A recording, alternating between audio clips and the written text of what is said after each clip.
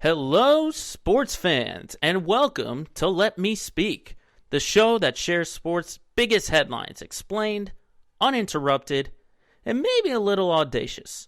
I'm Joe Braverman, and today's topics we'll be discussing are: after the franchise tag deadline passes, what to expect heading into NFL free agency next week, plus buying the hype on expectations in the second half of the NBA season. And who are the favorites ahead of NCAA Selection Sunday? It's episode 17 of Let Me Speak, and it starts right now.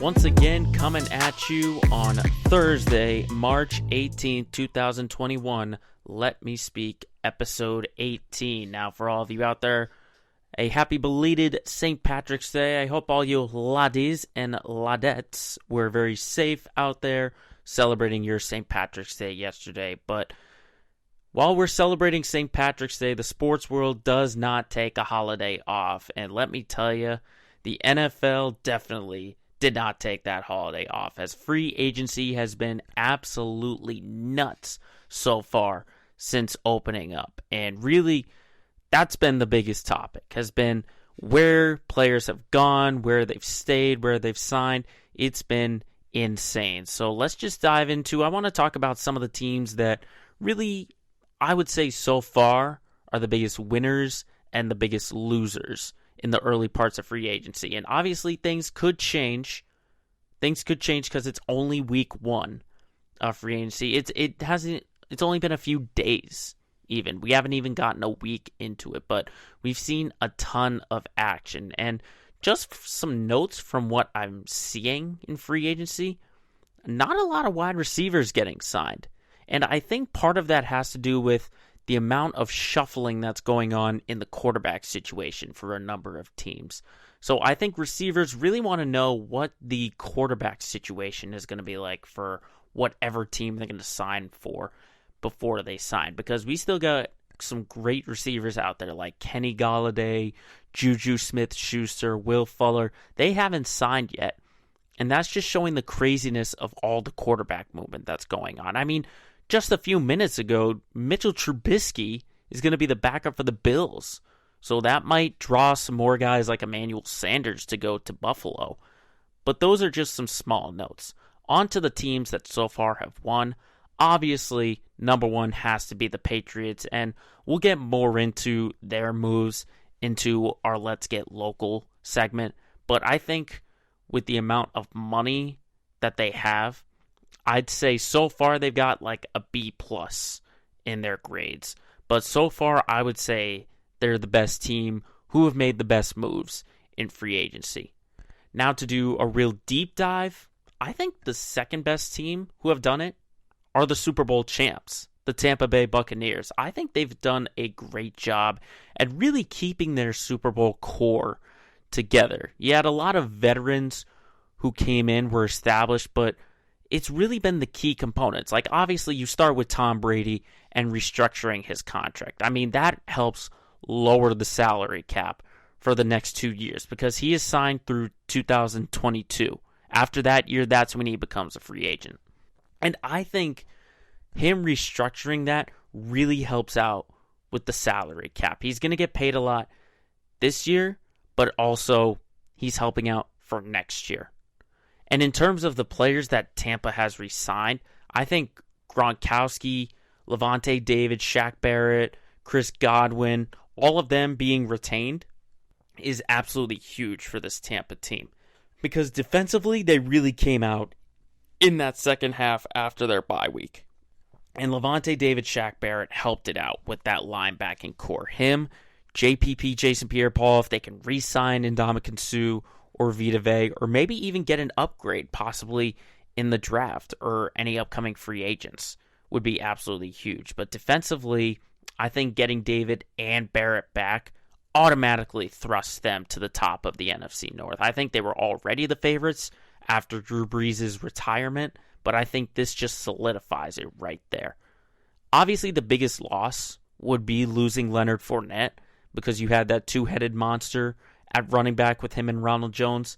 But, I mean, if you could get a guy like James White, who we're hearing as a possible cheaper option for the Bucs, a well-established player in James White, that would be just as good an upgrade because what Leonard Fournette was doing, James White has been doing with Tom Brady in all the years he's been in New England.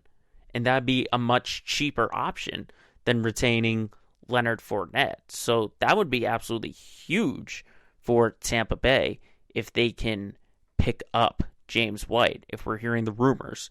Or maybe they can hold on to him. But I mean, you got Aaron Stinney who re-signed it on the O-line. Ryan Suckup, keep an eye on that.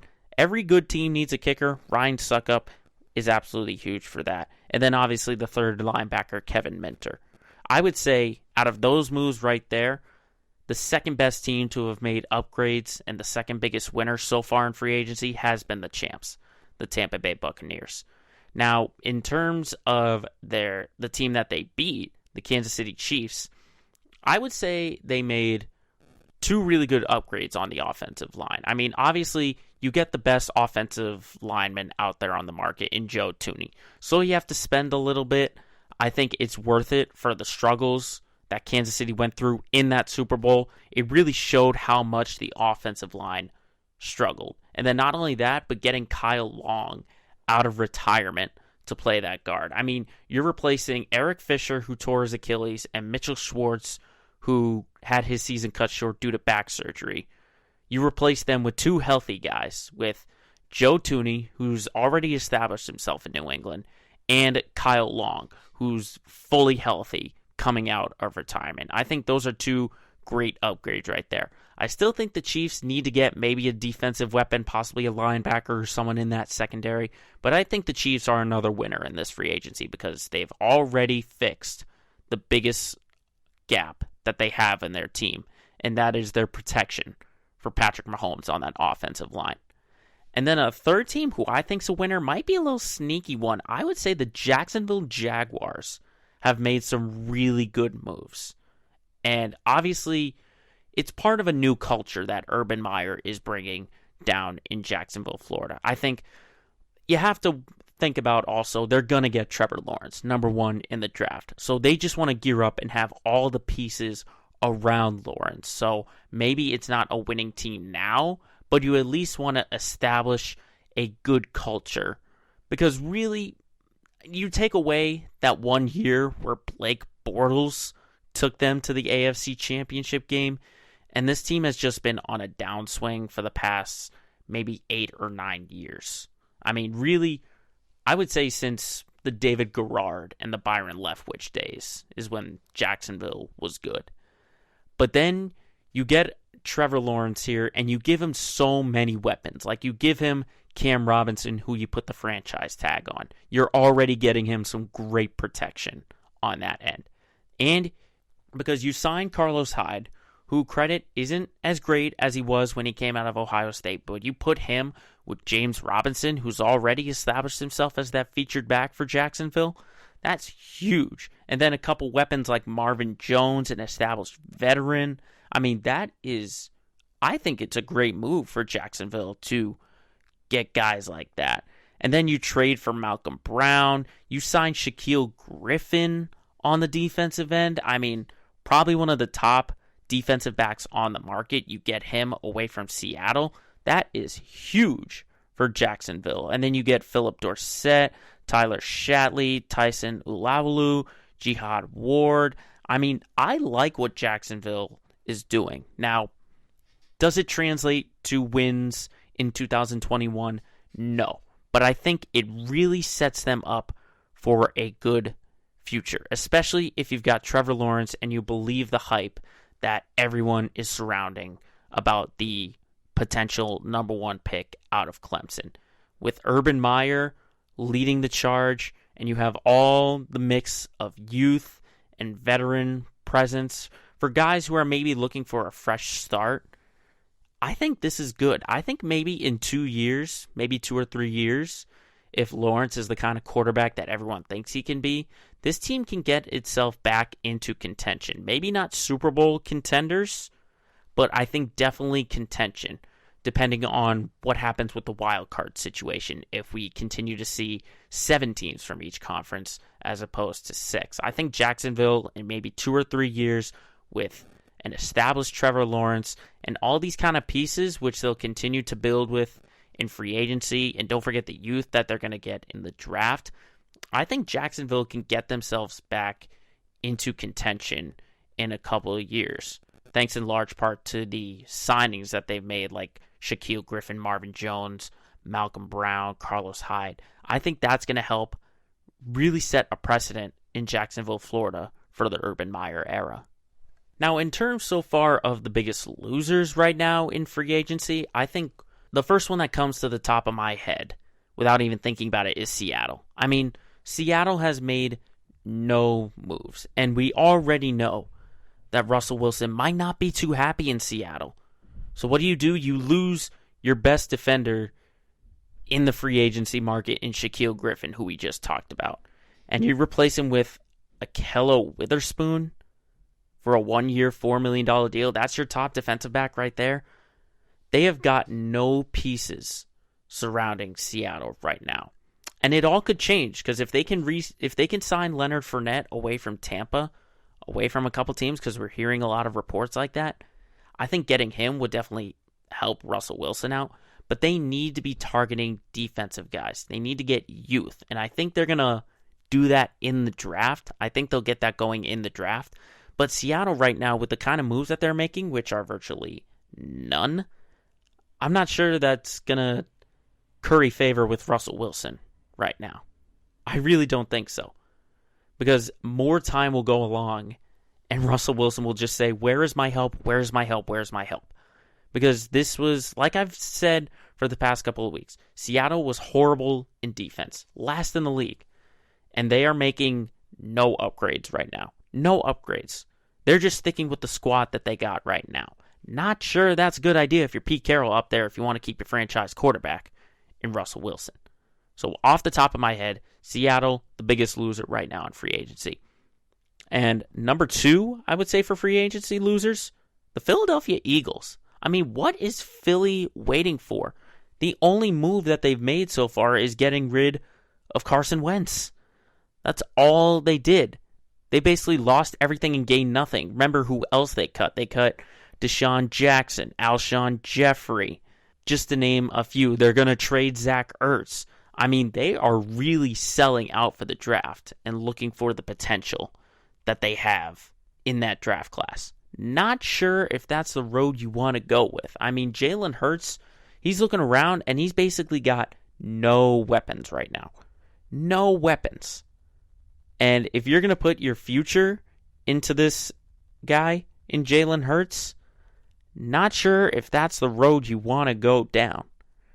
Because, I mean, what other weapons do you have? Corey Clement, Jordan Howard, Miles Sanders. Okay, that's your running back. But, I mean, come on. All of these weapons that they're just going to go into the draft for, we've seen in the past selling out for just a bunch of draft picks might not be the best idea. But, I mean, if this is the road the Eagles want to go for under new leadership and a new head coach, I mean, have at it. But right now, the Eagles just sitting around and waiting as other free agents sign elsewhere is not the best move for the Eagles. So that would be my number 2 loser right there. The Eagles, because they have lost everything and have gained nothing. And it could all change if they draft well, if they have a good draft in April. But for right now, they're just watching teams sign away while they're just sitting in a lounge chair sipping pina coladas, doing absolutely nothing. Nothing. And then another team who I think is a big loser, I would say, is the Baltimore Ravens. That would be the big thing for me, for the Ravens. Because it's not necessarily what they've gained, kind of similar to the Eagles. It's not what they've gained, it's what they've lost. And they lost a ton of pieces. And I know my buddy Pat Mahoney from his Right Off the Bus podcast is not going to enjoy hearing this. But, I mean, come on. You lose Matthew Judon. You lose Yannick Ngakoue. You lose Mark Ingram. They're all gone. Okay, those were three very important pieces. I think the biggest one, obviously, losing Judon, is ginormous. Because, yeah, you get Pernell McPhee and Derek Wolfe and Tyus Bowser back. But who else is there? I mean, I think the problem for the Ravens is that Lamar Jackson needs some better receivers. But, I mean, Judon was your best defender for the past year or two, I would say. For the past year or two. And to see all of them go away while you're just keeping your old squad, I mean, you got to look for an upgrade. You really should be looking for an upgrade. So again, sorry, Pat Mahoney. Everyone should go still listen to Right Off the Bus. I mean, they just had a tremendous interview with former Ravens fullback Pat Ricard.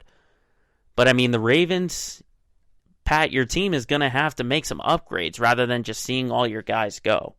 I mean, really the only guys they've gotten so far is Josh Oliver, the tight end from the Jacksonville trade, and then an offensive guard, Kevin Zeidler, who agreed to a 3-year deal. I mean, I don't know if that's the kind of upgrades the Ravens are looking for. But I mean, we're talking about all these teams before the NFL draft has even happened. But if we're seeing this kind of movement days into free agency, imagine what each team is going to look like before the start of the 2021 NFL season.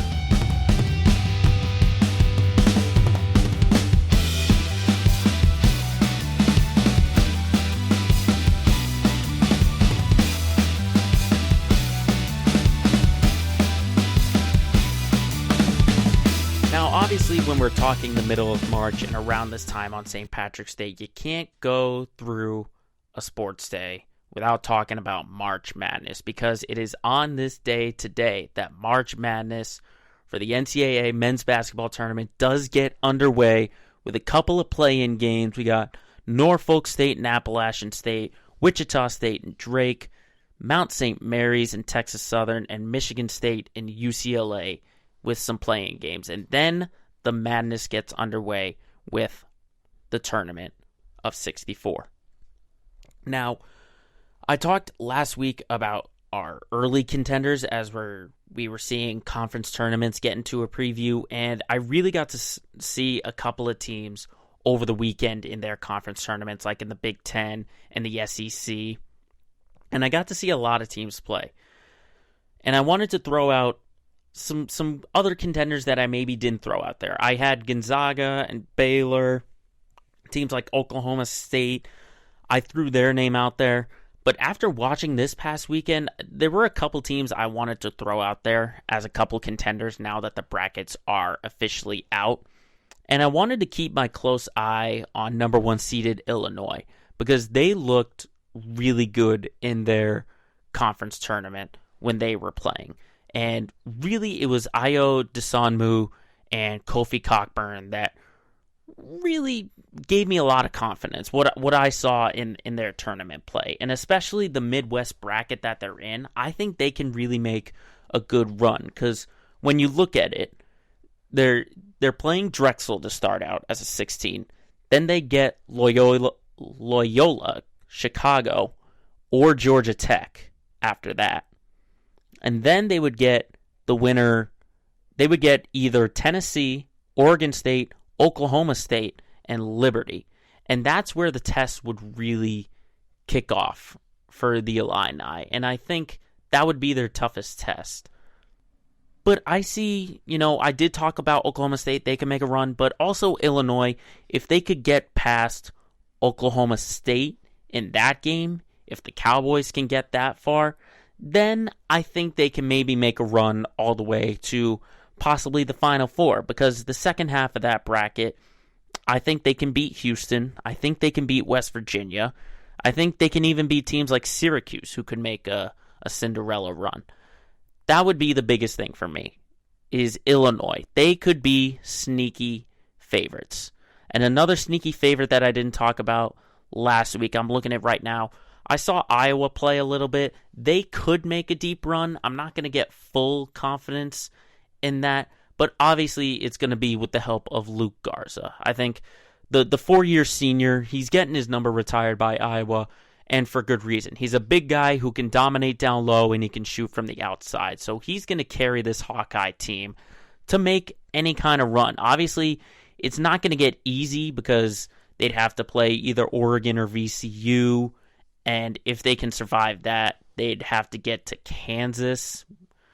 I think Kansas, they might not be a great team, but I think they can really give them a test. But just watch out for Iowa. I think Iowa is a top team, one of those 1 or 2 or 3 seeds that could really make a deep run, and a team I would put total confidence in, all because of Luke Garza, because the way he plays, he's a born leader, and he's a shot maker. He's just the number one option for that Iowa team, and if they're going to make a run, it's going to be because of Luke Garza wearing number 55 in that black and gold. And then the last top team that I really want to watch out for is Alabama. I want to watch out for Alabama in that eastern part of the bracket because they played really well in the SEC tournament.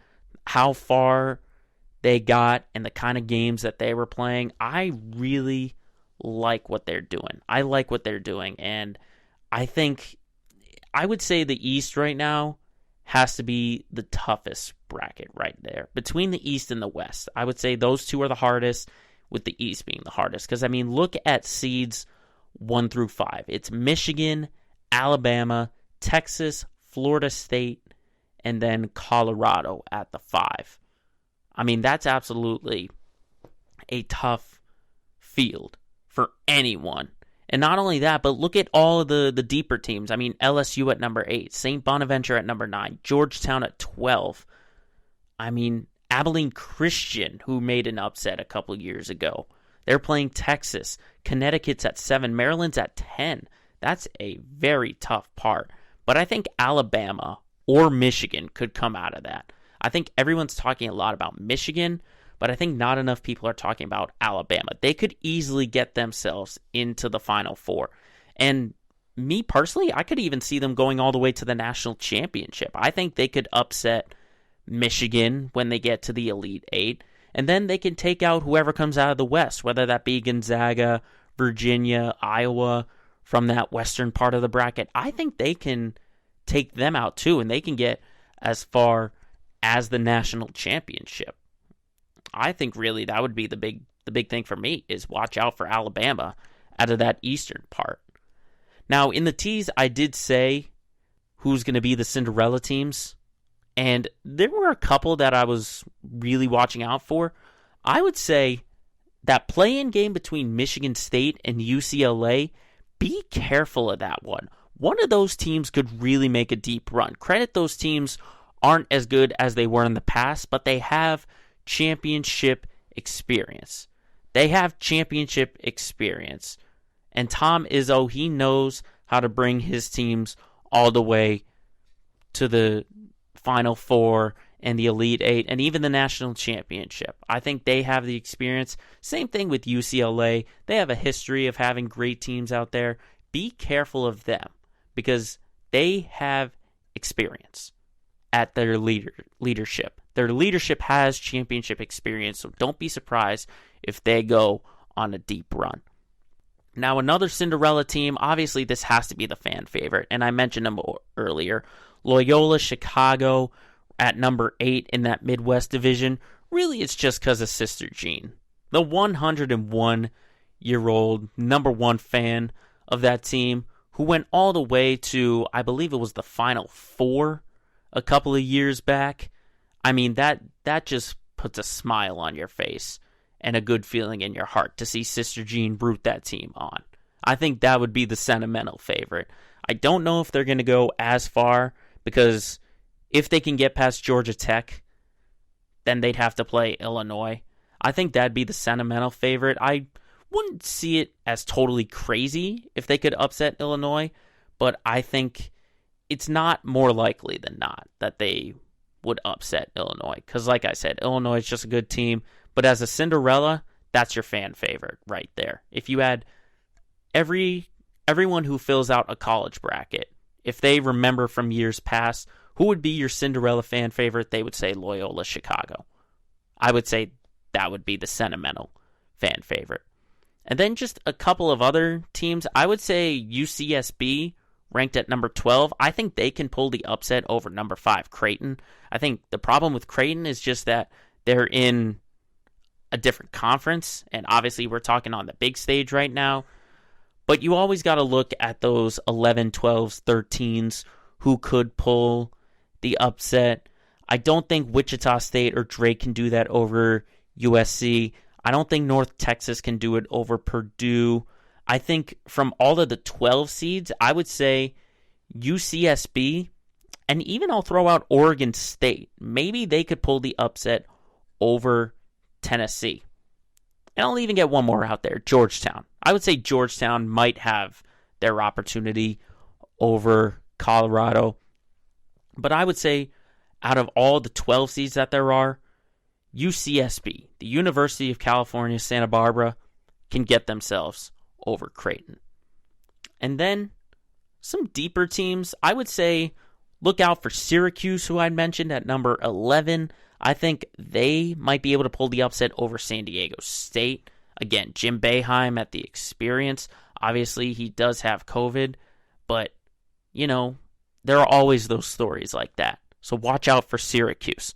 I would also say North Carolina at number 8. I mean, you got the veteran presence of Roy Williams at head coach. North Carolina always knows how to pull a deep run, and I would totally not be surprised if they upset Baylor after the round of 64. Once they get to the round of 32, the second round, I think they could totally upset Baylor. And I know I talked a lot about Baylor last week being a favorite last week, but with the draw that they got, it would not surprise me at all if the Tar Heels knocked off the Bears.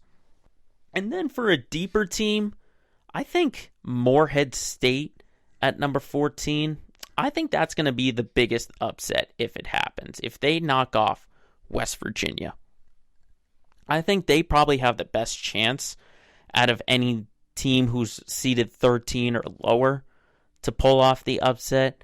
I don't see any other teams like maybe Eastern Washington over Kansas. I don't see it. I don't see Ohio beating Virginia.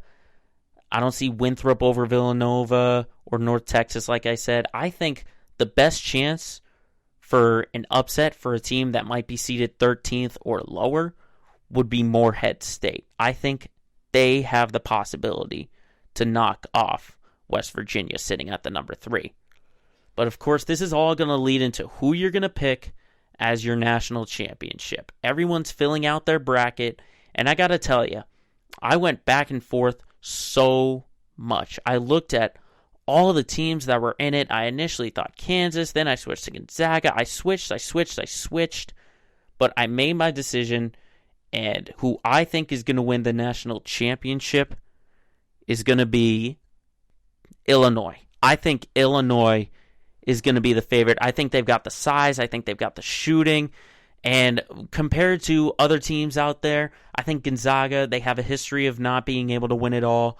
I think Kansas doesn't have as good a team as they have in the past. I think Virginia, they've been hurt with COVID and all that. I think Illinois is in the right frame of mind to pull this out. I think overall, if you told me to fill out my bracket today, I would say put me down as Illinois beating Alabama in the national championship. And yes, it's an audacious pick, but there's a reason why no one has won Warren Buffett's perfect bracket. Because it never happens. But congratulations, the Illinois Fighting Illini are Let Me Speak's national championship pick. But there's a reason why they call it March Madness, and it all kicks off today when the NCAA men's basketball tournament gets underway.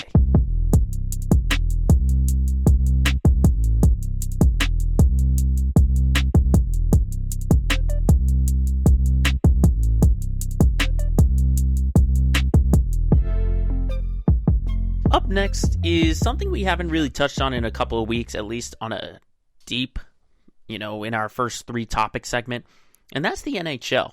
I mean, I've talked a lot about the Bruins in our Let's Get Local segment, but we haven't really dove into the deep part of the NHL, and really you gotta have to, because it is the halfway mark in the NHL, and the standings are really starting to shape up. We've got the trade deadline coming up in a little over a month right now, so I think there are a lot of teams who are going to be buyers and sellers. And just for those who don't know what the playoff format is going to be like, it's going to be the top 4 teams in each division. So the top 4 in the Central Division, the Eastern Division, the North, and the West. And again, the North Division, the Canadian Division. But I really just want to look at the teams right now in each division who are really setting themselves up really well. And I had mentioned a couple weeks ago before the NHL season started that the Tampa Bay Lightning sounded like the favorites, and I still think that they look like the favorites. They're sitting on top, actually tied, but have the tiebreaker over the Florida Panthers with 42 points. I mean, they just look really well, and it's just that team and that nucleus that they've kept together. I mean, they're first in the NHL in scoring, and obviously they have a bunch of great pieces: Steven Stamkos, Palat, Point, Vasilevsky in net, just to name a few. It's like the Lightning have not lost a step at all in their quest to repeat. And I think in that Central Division, from where the teams are right now, they're really close right now with the Lightning, the Panthers, and the Hurricanes, but I think they're going to find their way and be able to separate themselves from that pack. Because I mean, how about the Florida Panthers? Did anyone expect this coming? Me personally, I did not. To see them, as of right now, winners of 4 straight and get themselves tied with the Lightning at 42 points. And really, you can all thank Alexander Barkov and Jonathan Huberdeau. I mean, they're tied with each other in the NHL in points at 34. The reason I'm not as hopeful on them is just defensively they've got to get a little bit better. They're second in the league in the NHL in scoring, but they're 13th right now in goals allowed. I think that just has to get cleaned up a little bit, and I think they can do it. I think the Panthers, they have some pieces. They have a bunch of pieces along with Barkov and Huberdeau that can really help out. Because, I mean, look who else they got. They got Noel Achari. They have Henrik Borgstrom. They have a ton of pieces. I mean, Ryan Lomborg, Patrick Hornquist, just to name a few. And then, of course, in net, you've got Sergei Bobrovsky. I mean, you can't go wrong with him in net, the 32-year-old from the USSR. I mean, this Panthers team, again, defensively, they're going to have to clean up a few things to really take that leap over the Tampa Bay Lightning. But that's what I see right now in the Central. The Lightning and the Panthers are my 2 favorites out of there. Now, in the Eastern Division, again, another tight race. You have the Capitals and the Islanders both at 42 points, then the Penguins at 37, and the Bruins at 34. I think for right now, I like the Islanders over the Capitals right now, because I think they can get it done in both ends. I mean, they have a really good defense, and they've got a great goaltender in Semyon Varlamov. I mean, he's 5th in the league in goals against average. And the way they get it done on both ends, just watching them play when I've got to see them a few times, they totally know how to take control and take the pace. They know how to control the pace. And that's the biggest thing for the Islanders, is not only the amount of talent and versatility that they have, but the fact that they can get it done on both ends is absolutely huge for this team. I mean, the one thing that I would say for the Islanders, though, is that they are losing Anders Lee. They're losing him for the season with the injury. And he's really a key component for that team, because there was one thing that they really needed to do, and that was improve the power play. But the fact that Lee had a torn right ACL during the Devils game about a week ago is huge. It's huge for this Islanders team. So I still think that with the pieces they have, they can still make a run. Because obviously Lee is going to be their number one option. But I think they have the pieces around them to really shore things up. And really another reason I would put the Islanders over the Caps is because the Capitals they're still struggling with their goaltending. And that was really the big problem because it was going to be Henrik Lundqvist. But if you don't remember from a couple episodes back, he's having heart surgery, so he's missing the entire year. And their replacement, the Capitals right now, is Vitek Vanecek. And the numbers aren't really that good. He's 23rd in the league in goals against average and 29th in save percentage. Expect the Capitals to really be active during the trade deadline in the trade market because that's really the only upgrade that the Capitals need is just to get a solidified goaltender because their plans took a hard right turn, and expect for them to try and make an upgrade in net heading into the trade deadline. Now in that Northern Division, again, another 3-team tight race. You got the Leafs at 40, the Jets at 38, and the Oilers at 38. And I would say that the Edmonton Oilers, to me right now, they're coming in hot. They're looking like the top team right now in that division, or at least in the top two. Because, you have Connor McDavid and Leon Draisaitl. They're first and second, respectively, in the NHL in points. How often does that happen when the top two players in points are on the same team? And not only that, but they're like head and shoulders above everyone else. I think Draisaitl, I want to say he's about 5 points ahead of the guy who's in third place. But then overall as a team, they look really good. They're fourth in scoring. Similar to the Islanders, defensively, they got to get a little better. They're 16th in goals allowed per game. I think that's just the one thing they've got to clean up. But in terms of those three teams, I think the Oilers have the best chance to really come out on top in that division. And even when they get to the postseason, if they don't make that first place run, I think they can go a long way in that postseason run. But my favorite division to watch right now is the Western Division right now. I think the top three teams in that division are the top three favorites right now. And obviously we're talking about the Vegas Golden Knights, the Minnesota Wild, and the Colorado Avalanche. They're both playing phenomenal right now. They're second and tied for fifth defensively, goals against average, with Vegas being second and then Minnesota and Colorado being tied. And they all have one thing in common. They have tremendous goaltenders in net right now. Philip Grubauer for Colorado, Marc-Andre Fleury for Vegas, and Kaapo Kähkönen for Minnesota. First, second, and fourth in goals against average. First, second, and fourth. This is probably the most fun division to watch. And that's what I was saying, is that you've got a division that just is stacked with talent. Look at the St. Louis Blues, who are in fourth place. The Los Angeles Kings, who are in fifth. Those are two well-accredited teams. And they're in fourth and fifth, on basically hanging on a fringe of that playoff window.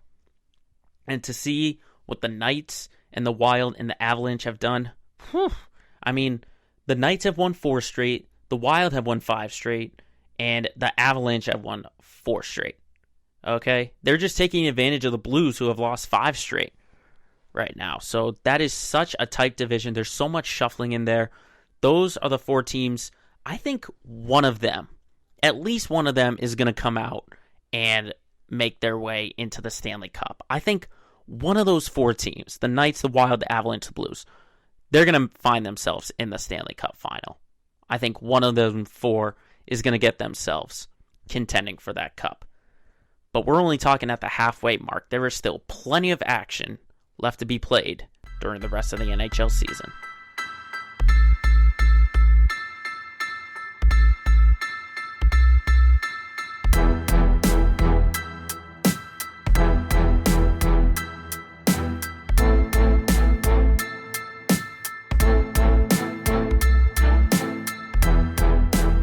as always, it's time to go local with our Let's Get Local segment of the week. And obviously, everyone's talking about the Patriots, what they've done in free agency. But before we get into that, I want to share just a really small story that came out earlier this week involving the Boston Red Sox. More importantly, with the Boston Fenway Sports Group. The fact that they have a new owner by the name of LeBron James. I mean, I scratched my head so much at that decision because honestly, like, if you were raised in Massachusetts and you grew up here, you were grown to dislike LeBron James because he has given you so many heartbreaks. And really from the early Cleveland days, that Boston team with the big three of KG, Pierce, and Allen basically knocked him out of Cleveland and into Miami. And we were the one team, the Celtics that being, in those mid-2000s, late 2000s, that could really beat him on a nightly basis. So I guess we have to start rooting for LeBron James because he's a part owner of the Red Sox. So a win for the Red Sox is a win for LeBron. It just doesn't feel right. But that's beside the point. Let's talk about what the Patriots have done in the free agency. Like I said in our first topic, they have been the big winners so far, and I really do think that they are, considering the moves that they have made. Obviously, the big one started with re-signing Cam Newton, and I think that's a big one, I would say, because it kind of feels like sort of a plan A or a plan 1A, 1B, stuff like that. Because really, when you think about it with Cam Newton, is that you have to remember the situation that he was put in. Late signing, no free agency, dealing with COVID. You know, he had COVID himself. So maybe Bill Belichick's just kind of thinking about, you know, what is Cam going to be like when he's got a full offseason? Because it was a very short offseason for him, and obviously he's dealt with injuries. Like I said, he dealt with COVID. So Bill Belichick, he might not be ready to see a rookie like Mac Jones or Trey Lance start for them. You know, they might want to go with the veteran, the guy that they know who's been in the system for about a year, and that's Cam Newton. And we've seen a history of Bill Belichick drafting young guys and not giving them the keys right away. Obviously, it's because Tom Brady has been the star. But you look at guys like Jimmy Garoppolo, like Matt Castle, like Jacoby Brissett, just Brian Hoyer when he was first coming into the league. He didn't give them the keys right away. He let them earn their way into getting starts. And obviously, it paid off for them. Jimmy Garoppolo successful in San Fran. Brissett just signed a new deal with Miami. And Matt Castle, he got the contract right after. But I think Bill's just not ready to see a rookie lead the charge just yet. I think he's gonna go with Cam Newton. He's gonna see what it looks like in training camp, and they'll go from there. Because there's still the draft. There's still a draft to get Mac Jones from Alabama or Trey Lance. There's still those kind of options. But in terms of the overall free agency picture, I had sent out on Instagram a little questionnaire to see what people thought about what the Patriots have done in free agency. And the first response I got was from our very first guest, Ben May. Shout out to Ben. He said that for people who are criticizing Bill for not spending money and not going to get guys have just been proved wrong. And to respond to that, I think it still kind of feels like sort of the old Bill Belichick. I think aside from the part is that he's just getting more guys, I think, because we're still seeing guys like Nelson Aguilar and Kendrick Bourne and Dietrich Wise Jr., Henry Anderson. Just get these sort of small deals. I think the big difference is that Bill is spending the money to get the big guys. That's the big thing with getting Jonnu Smith and Hunter Henry and Matt Judon and Jalen Mills, just to name a few guys. That's the big thing. And another response I got was from our second guest ever, Johnny Mancerita. Shout out Johnny Man.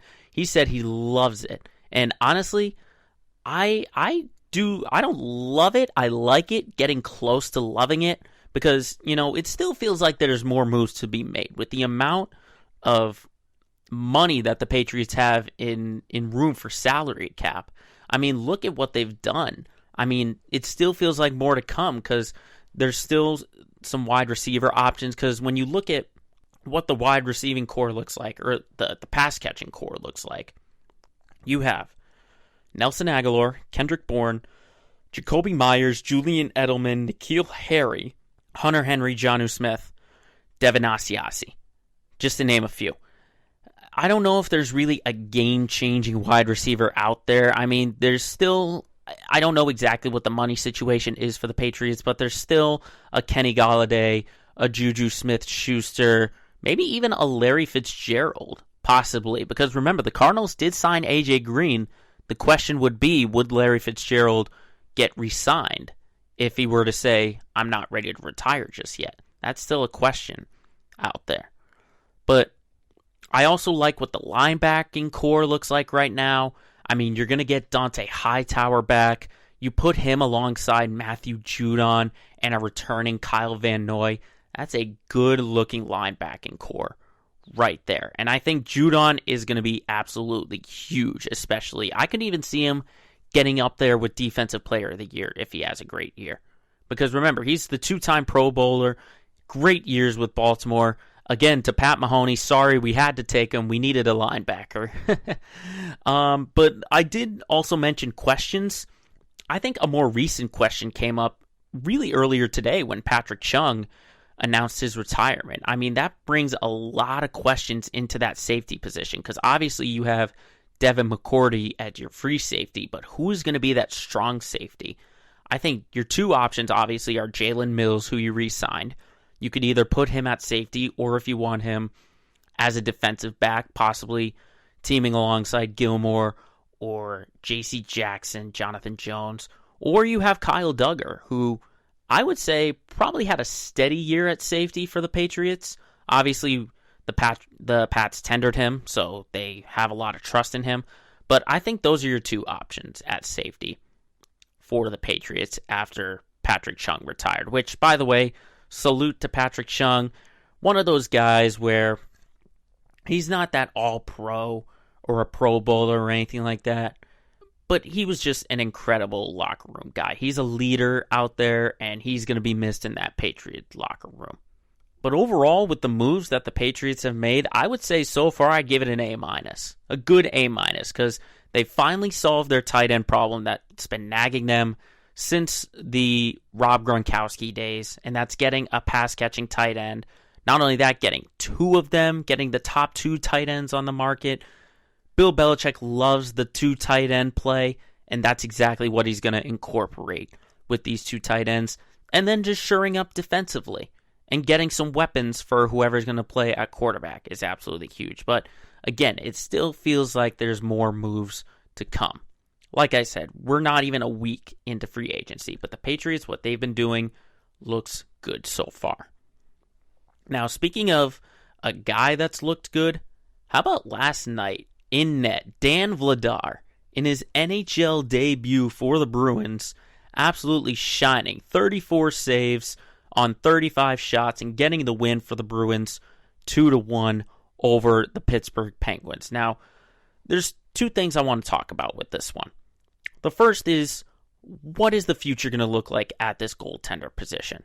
Because if he plays this good, obviously he didn't play because Tuukka's dealing with an injury right now, but you got to remember, at the end of this year, Tuukka Rask and Yaroslav Halak are free agents. Are they willing to take the gamble on this kid, Dan Vladar, and have him be your goaltender of the future? I think it's really tough to say, because I think you might have to keep Rask for a few more years. I mean, no one can compare to Tuukka Rask when he's on it. I think you have to keep him if you're the Boston Bruins come this offseason. You have to keep him alive and on your team. But I think if you can groom a backup, because, I mean, let's face it, Halak, he's not a spry 25-year-old goalkeeper. He's not. Okay, he's in his 40s. And if you want a 40-year-old backing up I want to say a 37 or a 36-year-old, that's not probably the best option. So I think for this offseason, you re-sign Tuukka Rask, you bring up Dan Vladar, and just see what he does in the backup role. If he plays as good, if not better than Tuukka, then you can feel a little bit more confident about your future. But I think Tuukka Rask is just a one-of-a-kind goaltender that you got to keep on your team until he's ready to hang up his skates, until he's ready to retire. But then the second part about this is, will the Bruins be able to bounce back? I mean, they're sitting in fourth place right now. They're only 3 points ahead of the Flyers, and obviously it's just a bunch of missing pieces. Obviously, Charlie Coyle and Jake DeBrusk have been out with the COVID-19 protocols and all that. But just this offense has to find its spark. It's got to find its spark. It's got that perfection line, and I would not be surprised to see them maybe go after a Jack Eichel in the trade deadline, because the Sabres are going nowhere. Eichel's the superstar. You put him on a combination, the line of Pasternak, Bergeron, and Marchand, to go along with, guys like David Krejci. I mean, that would be huge for the Bruins to get themselves in the Stanley Cup contention. But the Bruins are struggling right now, and I don't think they'll have a problem getting to the postseason. It's just a matter of where they rank. Now, another team that should be more concerned about where they rank is the Celtics. I mean, what a week they've had. Dropping to the Jazz and then dropping to Cleveland. I mean, the Celtics just cannot go a full length without playing with a healthy team. I mean, Tristan Thompson's been out because of protocols. Kemba Walker was out versus Cleveland for rest. I mean, I'm just getting the impression, and as the weeks go by, this team just isn't championship worthy. I hate to rip the bandage off, but they're just not championship worthy. They're too young. They don't have the right pieces surrounding Jaylen Brown and Jason Tatum. In terms of the bench, I think Thompson, Tice, Pritchard, Smart, and Kemba are probably the best options around them. But they need experienced guys. And, you might want to save that trade exception from the Gordon Hayward trade on free agency, because I think you can spend it on free agency and not give up any of your core. I mean, they've got a ton of youth, but that's the problem right now, is that they have youth. They need experience if they want to go to a championship contending team, because they're not up there with the Nets. They're not up there with the 76ers. They're not up there with the Bucks. They're just not. So, as the weeks go along, my confidence just declines a little bit. I still think they'll make the postseason run, but I'm not totally sold on them being NBA championship contenders. It could be proven wrong if they make some kind of move at the deadline, which I don't think they should with the kind of package that they have. They're not a championship level team this year. But still, plenty of things could happen. This team could get healthy, and they could make a magical run toward an NBA championship.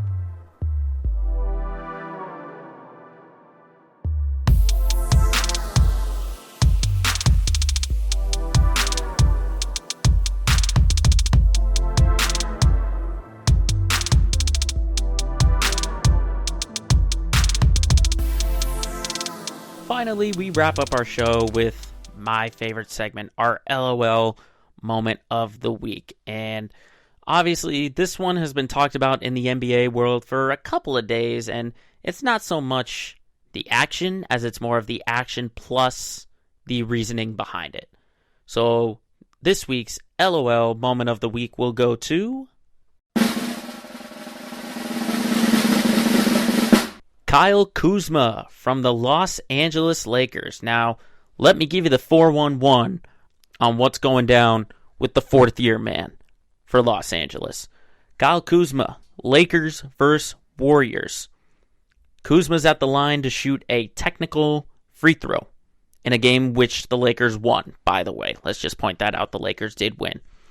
And Kuzma was at the line shooting the technical free throw, and he was off. And I don't mean off, way off. If you look at this video, he is way off left. You look at the reactions from everybody. LeBron sort of like, what the heck was that?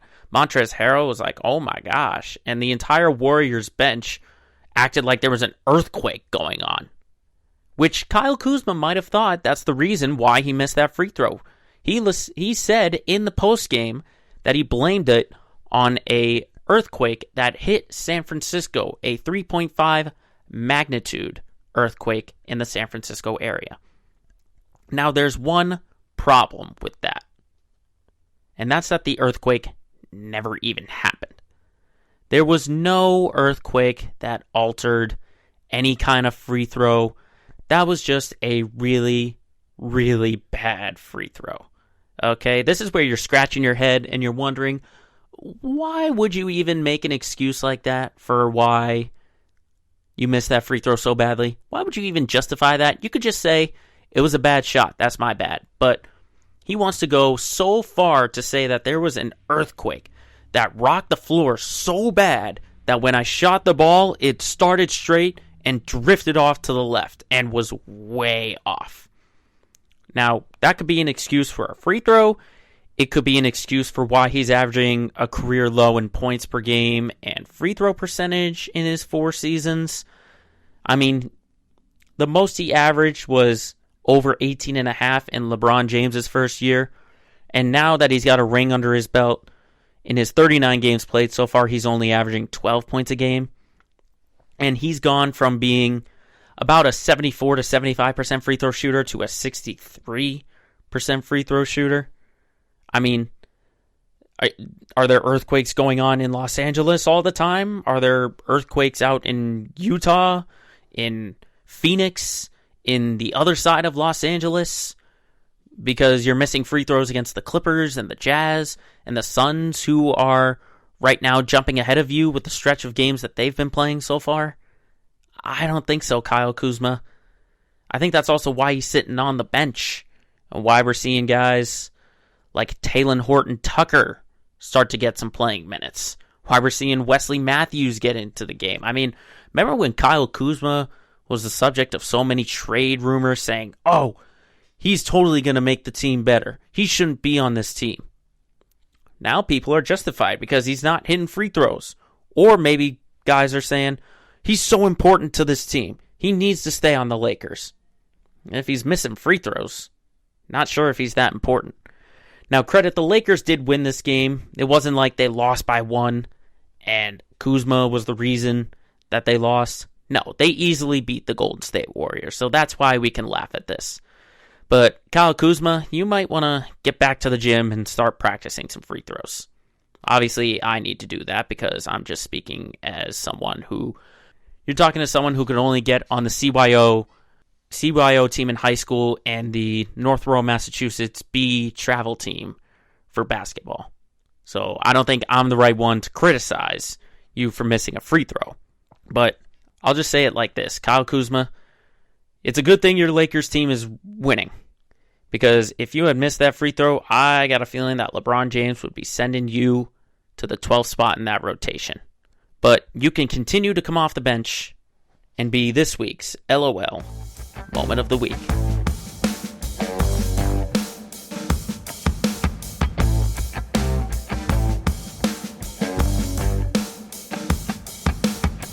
So that will do it for this edition of Let Me Speak. Thank you very much for watching and for listening. Make sure you're dropping those likes, those comments, and make sure to follow us on Twitter, Instagram, and Facebook. Just search Let Me Speak Podcast. And remember, as always, if you've got a point you got to get across, just tell the whole world, shut up and let me speak.